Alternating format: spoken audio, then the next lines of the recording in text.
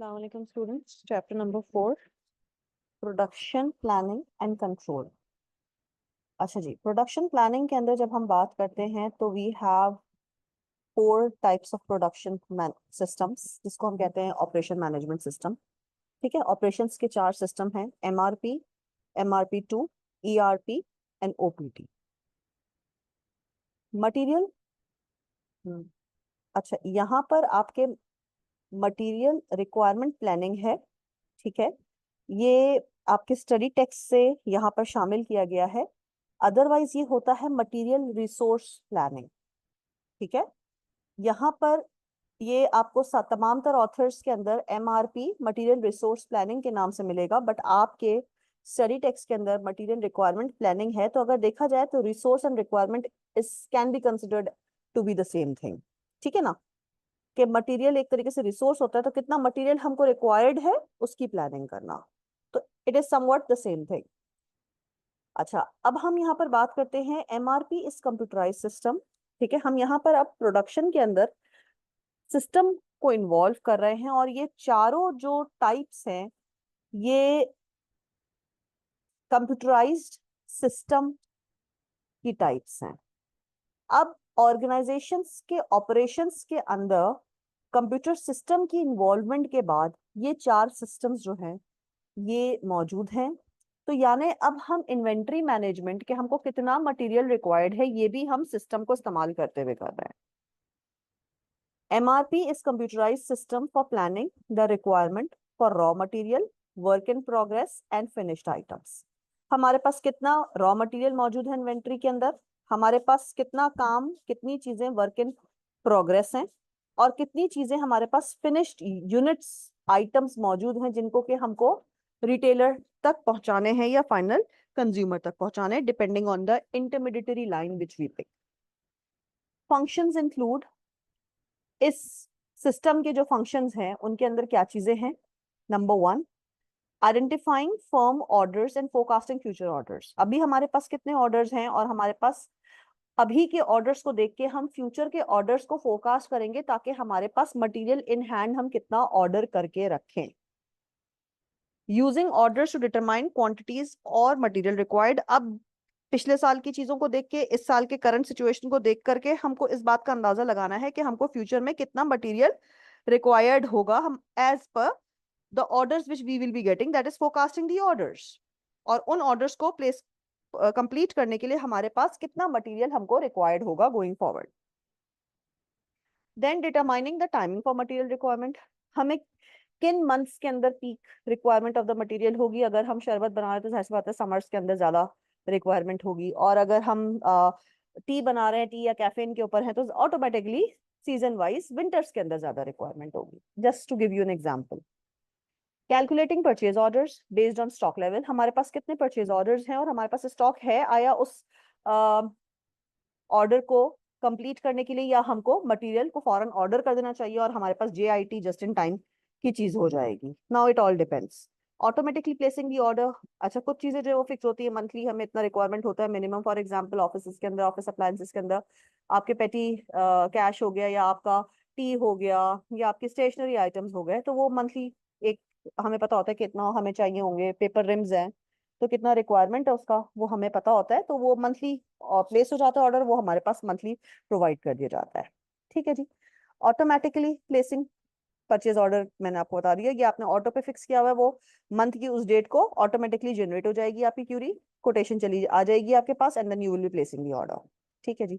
Scheduling material for future production, ये भी automatic auto generation के ऊपर हम रखते हैं कि फ्यूचर के अंदर हमने एक शेड्यूल कर लिया कि हर क्वार्टर के अंदर हमें जो है ये ऑर्डर प्लेस कर देना है, तो ऑटो पे डाल दिया। शेड्यूल करने के बाद 4 मंथ्स के टाइम स्पैन को हमने यूटिलाइज करके, मेजर करके, फिर हमने ऑटो पे डाल दिया, ताकि हर चौथे महीने हमारे पास ये चीजें, ये अप्लायंसेस हमारे पास आ जाएंगी, ये रॉ मटेरियल हम प्लेस कर देंगे ऑर्डर। ठीक है जी, आगे बात करते हैं इसका बेनिफिट क्या है। सबसे पहले कि आपके पास मटेरियल अवेलेबल होगा तो जो है वो आपको ये पता होगा कि कितना आप ऑर्डर्स कंप्लीट कर सकते हैं। ठीक है ना, आपके पास जब मटेरियल होगा तो पता होगा कि आप कितने ऑर्डर्स को कंप्लीट कर सकते हैं। इसके बाद हम बात करते हैं, हमको ज्यादा मटेरियल को होल्ड करने की जरूरत नहीं होगी, ठीक है। तो कभी अगर मटेरियल फ्रेजाइल है और उसके अंदर एक्सपायरी डेट का इशू आ जाता है, तो we don't have to hold it for longer period because everything is systematic, ठीक है जी। These are the benefits. Then हम बात करते हैं MRP schedule can be amended quickly. हम अमेंडमेंट्स कर सकते हैं, हम एस्टिमेशंस कर सकते हैं, कहीं पे चेंजेस आती हैं तो चेंजेस को भी हम इनपुट कर सकते हैं। कंप्यूटराइज सिस्टम पे भी हम अमेंडमेंट्स एंड इनपुट का ऑप्शन हमारे पास होता है, ठीक है। अच्छा जी, सिस्टम कैन वार्न परचेजिंग और production problems due to bottlenecks और delays in the supply chain. System आपको एग्जैक्ट डेट बता रहा होता है, ठीक है, एग्जैक्ट टाइम बता रहा होता है, एग्जैक्ट बॉटलनेक सिचुएशन, फंसने वाली सिचुएशन बता रहा होता है। अगर सप्लाई चेन जो है वो आपका 2 दिन भी ज्यादा ले रहा है या फ्यू आवर्स भी ज्यादा ले रहा है, तो एवरीथिंग इज कैलकुलेटेड। सिस्टम कभी भी आपको एरर्स जो है वो गलत तौर पे नहीं दिखा रहा होता है अनटिल अनलेस सिस्टम के अंदर कोई एरर ना आ रहा हो, ठीक है ना। A close relationship tends to build up with suppliers. However, MRP will not be suitable if it is not possible to predict sales in advance. अगर MRP फोरकास्टिंग एंड प्रिडिक्शन पे अगर काम नहीं कर रहा होगा तो हमारे रिलेशनशिप सप्लायर्स के साथ नहीं बन पाएंगे। तो हमें फोरकास्टिंग एंड प्रिडिक्शन के ऊपर MRP को काम करना पड़ता है in order to maintain good relationship with the suppliers, ठीक है जी। Now going forward, MRP 2। अब यहाँ पर आप देख लें मैन्युफैक्चरिंग रिसोर्स प्लानिंग 2, तो वो भी क्या था, मटेरियल या मैन्युफैक्चरिंग रिसोर्स प्लानिंग ही है। थोड़ा सा शायद आपके स्टडी टेक्स्ट के अंदर से ही ये स्लाइड्स ली गई हैं, मैंने चेंजेस नहीं की हैं, लेकिन इसीलिए मैं रिकॉर्डिंग पे आपको बता रही होती हूँ कि material resource planning, manufacturing resource planning is the same thing. अच्छा जी, अब अगर हम बात करते हैं MRP 2 is an extension of MRP, वो वही बात कर रहा है कि ये MRP का एक एक्सटेंशन है। एक्सटेंशन मतलब 1 लेवल अप, एडवांस लेवल। जैसे हमारे पास मोबाइल होता है एक नॉर्मल सिंपल, फिर एक होता है प्रो, फिर एक होता है प्रो मैक्स, तो उसी के अंदर अपडेशन, उसी फीचर्स के अंदर कुछ मजीद updated. It integrates into MRP system other processes that are related to material planning. Now integrate क्या, इसके अंदर क्या चीज जो है वो एडवांसमेंट है, क्या चीज एक्सटेंशन है, ये इंटीग्रेट करता है MRP सिस्टम को दूसरे फंक्शंस से जिन फंक्शंस के अंदर मटेरियल रिसोर्स प्लानिंग की इन्वॉल्वमेंट होती है। For example, I am the purchase department, तो परचेज डिपार्टमेंट खुद से ऑर्डर नहीं कर सकता, उसको फाइनेंस डिपार्टमेंट एंड HR को भी लूप में रखना होता है। तो MRP 2 जो है वो मुझे फाइनेंस एंड HR दोनों डिपार्टमेंट से इंटीग्रेट, मतलब एक कम्युनिकेशन लेवल के ऊपर, एक प्लेटफॉर्म के ऊपर इंटीग्रेट, मतलब उसको भी मेरे MRP सिस्टम का पार्ट बना देते हैं। और वहां से मुझे, मैं उन तीनों हम तीनों डिपार्टमेंट, यानी एक हो गया मैं purchase department, then I am connected with the finance department along with that with the HR department, तो तीनों डिपार्टमेंट्स एक साथ इंटीग्रेटेड वे में काम कर सकते हैं। इससे क्या होगा, फाइनेंशियल रिक्वायरमेंट प्लानिंग, हमें पता चल जाएगा उसी वक्त कि हमारे पास लिक्विडिटी कैश का फ्लो कैसा है, हमें कितने पेमेंट क्रेडिट पे, क्या किन टर्म्स के ऊपर हमको मटेरियल बाय करना है, क्रेडिट पे करना है या हम कैश पेमेंट करेंगे, ठीक है ना। इक्विपमेंट यूटिलाइजेशन शेड्यूल, इसके अंदर फॉर एग्जांपल एक और डिपार्टमेंट भी ऐड कर सकते हैं इंटीग्रेशन के अंदर। For example machinery, equipment, plant, plant के भी डिपार्टमेंट को मैंने कर लिया, क्यों, क्योंकि मुझे ये भी पता चल जाए कि मेरे जो इक्विपमेंट्स हैं वो प्लांट मैनेजर मुझे बता देगा कि जी मेरे इक्विपमेंट्स किस सिचुएशन में है। अगर मुझे किसी इक्विपमेंट की रिपेयरिंग करवानी है, ओवरऑलिंग करनी है, या कोई नया इक्विपमेंट मुझे ऑर्डर करना है, या बैकअप के अंदर मुझे कोई जनरेटर चाहिए है, तो वो मुझे प्लांट इंजीनियर बता देगा, प्लांट मैनेजर मुझे बता देगा, and then we can finalise और we can set our schedule कि हमें इतना यूटिलाइजेशन, इतने आवर्स के लिए हमें मशीनरी मिल जाएंगी।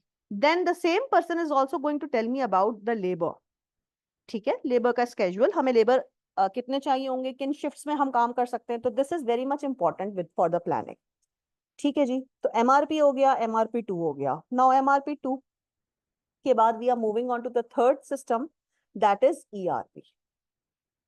ERP stands for enterprise resource planning. जाहिर सी बात है, सबसे छोटा MRP है, उससे बड़ा जो है वो MRP 2 है, क्योंकि उसके अंदर मल्टीपल डिपार्टमेंट्स भी इन्वॉल्व हो जाएंगे, इंटीग्रेशन के अंदर काम करेंगे। और ERP के अंदर क्या होता है, बहुत सारे डिपार्टमेंट्स इंटीग्रेटेड फॉर्म में ही, ये क्या है, एक्सटेंशन है MRP 2 की, यानी अब 2 या 3 डिपार्टमेंट्स नहीं, बहुत सारे डिपार्टमेंट्स को हम ऑन द सेम स्केल ला सकते हैं। एग्जाम्पल इन्होंने यहाँ पर आपको दी हुई है।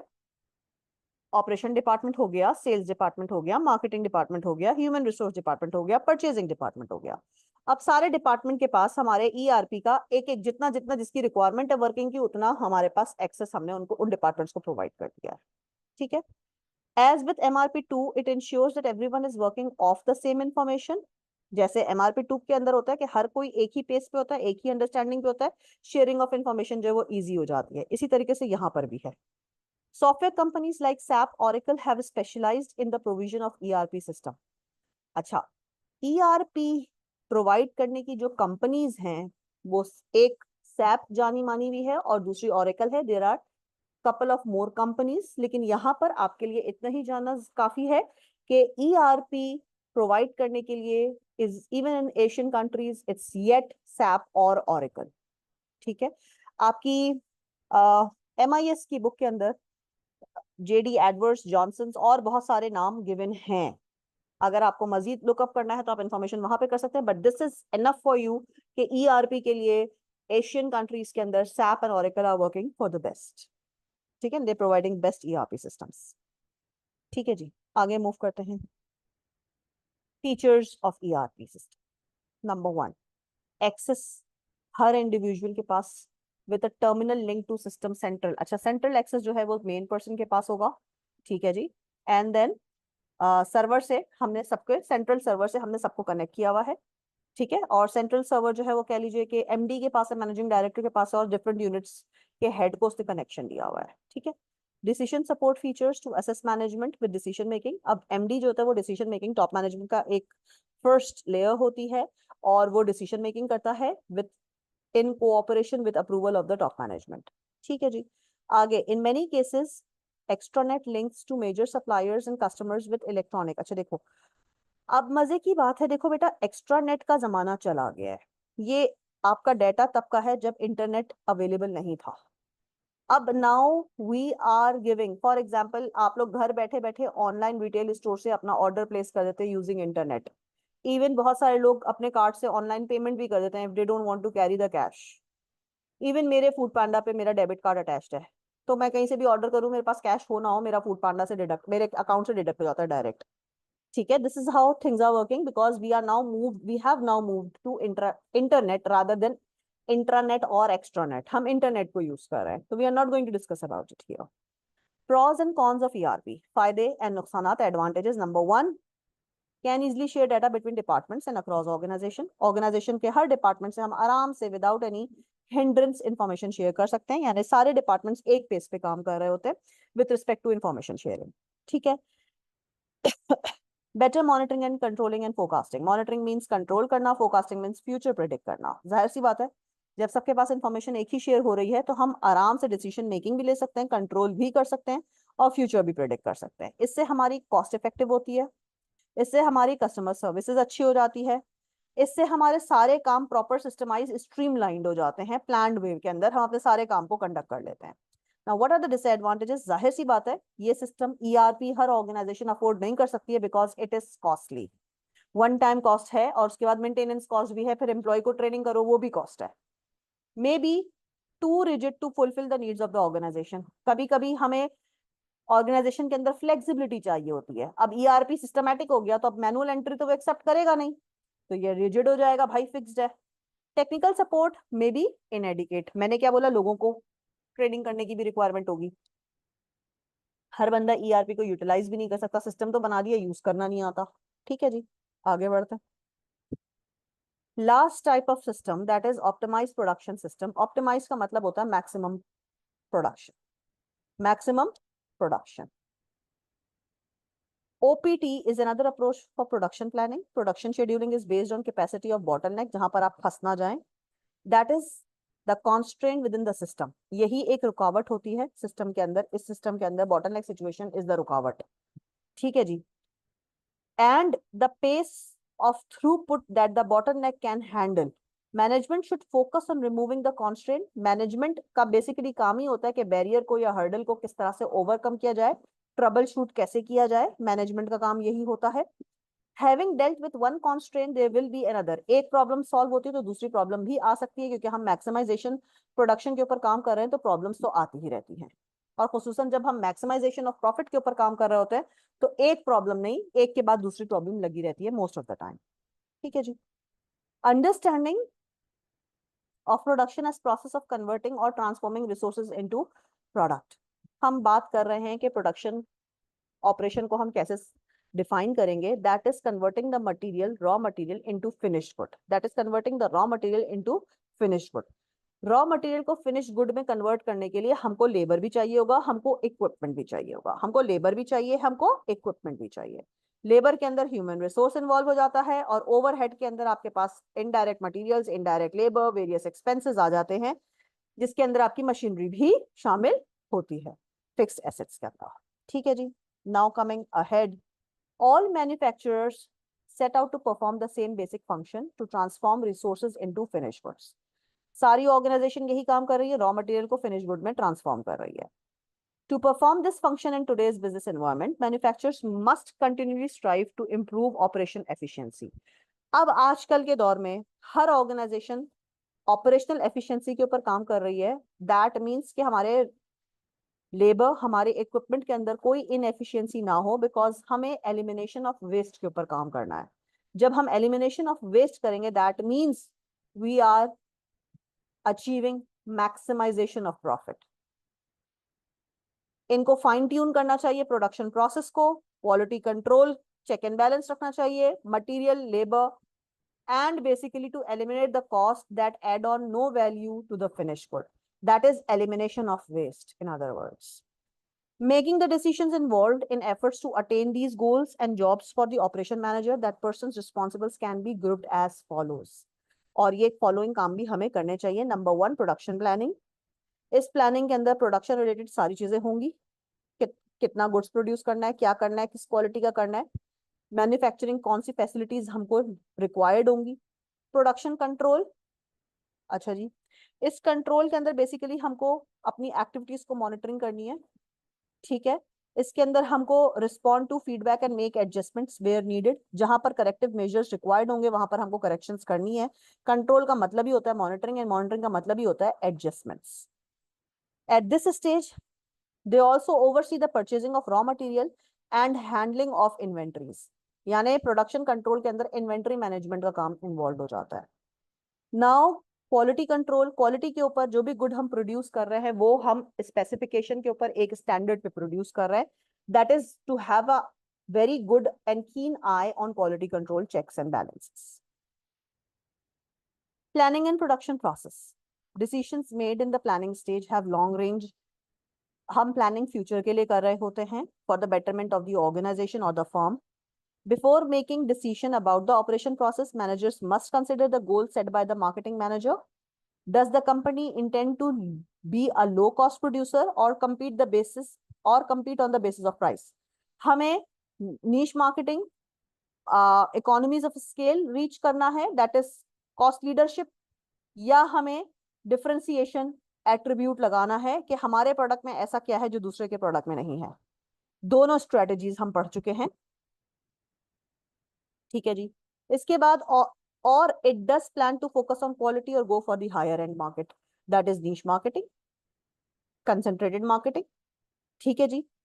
अब ये सारी चीजें मैनेजर को डिसाइड करनी होती है कि भाई इकोनॉमीज ऑफ स्केल पे प्रोड्यूस करना है, प्राइसिंग स्ट्रेटजी, आप कुछ भी कर सकते हैं, आप मोनोपोलिस्ट हैं, आप नीश मार्केटिंग कर सकते हैं bye focusing on the concentrated product. Product range क्या होगी, प्राइसिंग रेंज क्या होगी, हमारी टारगेट मार्केट क्या होगी। Now this is what is part of planning. ठीक है। और यूजुअली लो कॉस्ट का मतलब ये नहीं होता है कि we are compromising on the quality. P&G, Unilever are the fast moving consumer goods, FMCGs, and they are providing low priced products, but they are not compromising on the quality of the product। P&G and Unilever का कोई भी product जो है वो low quality का नहीं होता है, लेकिन प्राइस जो है वो बहुत इकोनॉमिकल होती है। ठीक है। नाउ प्रोडक्शन मेथड्स के अंदर हमें प्रोडक्शन मेथड डिसीजंस के अंदर कुछ फैक्टर्स को ध्यान में रखना होता है। सबसे पहले we should ask these 3 questions. That is 1, how much input do I receive from a particular customer before producing my goods. मैं किस कस्टमर के लिए प्रोड्यूस कर रही हूँ और मुझसे उससे कितना इनपुट मिल रहा है in form of feedback. Point number 2, am I making a one of a kind good based solely on customer specification, मैं सिर्फ एक यूनिट बना रही हूँ based on customer specification, या मैं हाई वॉल्यूम का गुड बना रही हूँ for on a standard form readymade stuff. अगर मैं एक से ज्यादा यानी फॉर एग्जांपल 100 यूनिट बना रही हूँ on standardise sizes, extra small, small, medium, large, XL, ठीक है, या मैं ब्राइडल एक ही ड्रेस बना रही हूँ कस्टमर की स्पेसिफिकेशन पे, तो मुझे पहले तो इन दोनों में डिसाइड करना है कि भाई मेरी मार्केट क्या होगी, 1 कस्टमर और 100 customer. Do I offer customer the option of customising, क्या मैं हाफ गुड जो है वो एक जैसा स्टैंडर्ड में बनाया हुआ है और फाइनल जो है वो कस्टमर जो है वो कस्टमाइज कर सकता है। फॉर एग्जांपल टोयोटा की एग्जांपल बताती हूँ मैं आपको। एक्सटीरियर तो उसका फाइनल है, लेकिन इंटीरियर जो है ना, टोयोटा वाले कहते हैं कि अगर कस्टमर जो है वो अपनी कलर स्कीम वगैरह चॉइस कर सकता है, ठीक है, तो that is based on customised, ठीक है। कस्टमाइजेशन का मतलब होता है कस्टमर्स की स्पेसिफिकेशन पे प्रोड्यूस करना। अच्छा, नाउ यहां पर पहला पॉइंट है मेक टू ऑर्डर, यानी हमारे पास ऑर्डर आया, अब हम बना रहे हैं। फॉर एग्जाम्पल फर्नीचर हो गया या क्लोथ्स हो गए, किसी ने ऑर्डर प्लेस किया, उसके स्पेसिफिकेशन पे हम चीज बना रहे हैं, ठीक है, कस्टमर की स्पेसिफिकेशन पे हम चीज बना रहे हैं, high quality product and we might be charging higher price saving. Mass production हम बल्क के अंदर प्रोड्यूस कर रहे हैं, स्टैंडर्ड के अंदर प्रोड्यूस कर रहे हैं, ठीक है। For example all readymade garments, या आप हैबिट में जाएंगे तो जितना भी आपको फर्नीचर ऑन डिस्प्ले है तो वो एक ही यूनिट नहीं बनाया हुआ है एक चीज का। बेड अगर आप ले रहे हैं तो वो there could be 10 units of the same bed. Mass customisation, यानी अब आप मास ऑडियंस को तो कर रहे हैं बट आप उसके अंदर स्लाइट वेरिएशन, मैंने टोयोटा की जो एग्जांपल दी है कि गाड़ी का आउटलुक सेम है वो मास है, बट इंटीरियर जो है वो कस्टमाइजेशन के ऊपर आप सिलेक्ट कर सकते हैं, ठीक है।